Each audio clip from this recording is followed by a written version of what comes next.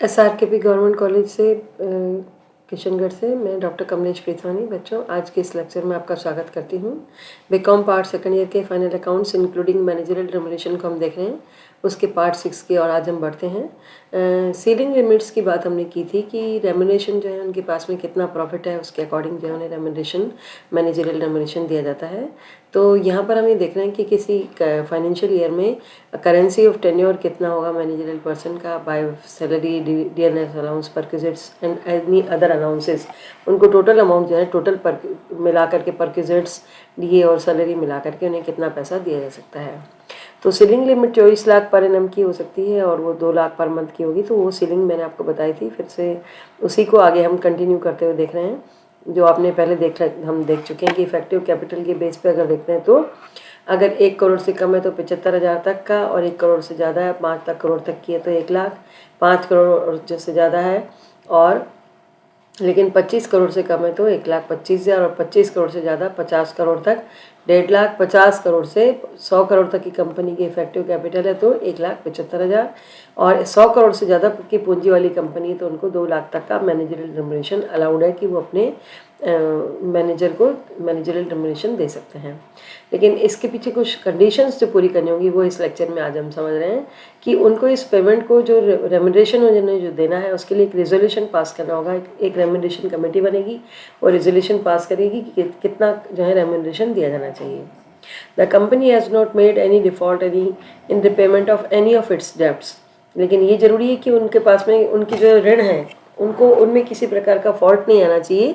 जैसे कि उन्हें डिबेंचर्स का पेमेंट करना है या उसका इंटरेस्ट का पेमेंट करना है तो पहले वो जो है प्रीसीडिंग जो है the continuous period of 30 days in the preceding financial year, है ना, before the date of appointment of such managerial person. Managerial person जब आपने अपॉइंट किया उससे पहले से 30 दिन पहले से आपने ये सब इंश्योर हो जाए कि आप जो है पेमेंट कर रहे हैं, इसका इंटरेस्ट ऑन डिबेंचर्स का या किसी और जो आपके डेब्ट्स हैं उनका पेमेंट आप कर रहे हैं, तभी आप इसे मैनेजर को अपॉइंट कर सकते हैं।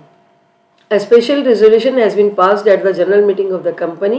एक रेजोल्यूशन जो है कंपनी को पास करना पड़ेगा for payment of remuneration for a period not exceeding 3 years। वो डिसाइड करेंगे भाई हम 3 साल तक जो ये पेमेंट करेंगे। तो इस तरह से ये कंडीशंस पूरी करनी पड़ेंगी। Statement along with a notice called the general meeting refer to this clause 3 is given to the shareholders. फिर उसकी जो जनरल मीटिंग होगी उसका जो है शेयर होल्डर्स को एक नोटिस बना करके सर्व किया जाएगा कि हम ये मीटिंग कर रहे हैं। शेयर होल्डर्स को उसकी इन्फॉर्मेशन जाना जरूरी होती है। हालांकि सारे शेयर होल्डर्स उस मीटिंग में पहुंचते नहीं है, लेकिन सबको फॉर्मल इन्फॉर्मेशन जाती है। अब इसमें हम देखते हैं कि इनकी इन्फॉर्मेशन उनके पास में जो जाएगी नोटिस में वो क्या क्या होगी। नेचर ऑफ इंडस्ट्री, कंपनी का नेचर क्या है, डेट और expected date of commencement of commercial production, कब से प्रोडक्शन शुरू किया है कंपनी ने, और अगर नई कंपनी है तो कब से कंपनी जो अपनी एक्टिविटीज स्टार्ट करेगी। Financial performance based on given indicators, financial performance को चेक किया जाएगा। Export performance and net foreign exchange collaborations अगर कोई है तो वो देखे जाएंगे। फॉरेन इन्वेस्टमेंट और कोलैबोरेटर्स कौन से हैं उसकी जानकारी ली जाएगी। ये तो जनरल इन्फॉर्मेशंस हैं।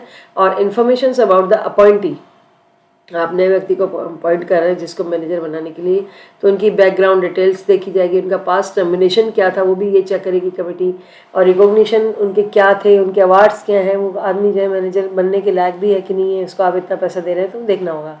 जॉब प्रोफाइल एंड सूटेबिलिटी, उसका जॉब प्रोफाइल क्या है, उसकी सूटेबिलिटी क्या है कंपनी में, ये भी चेक करना होगा। और उसे रेमुनरेशन जो हमने प्रपोज किया वो अमाउंट जो है डिसाइड किया जाएगा। Comparative remuneration profile with respect to industry, size of the company, profile of the position and person, है ना। In case of expected the relevant details would be with respect to the country of his origin. तो उसकी company की जो है profile, position, person, सभी चीज़ें जो हैं पर्सन की डिसाइड करने के बाद में उसे रेमुनरेशन देने के लिए डिसाइड किया जाएगा।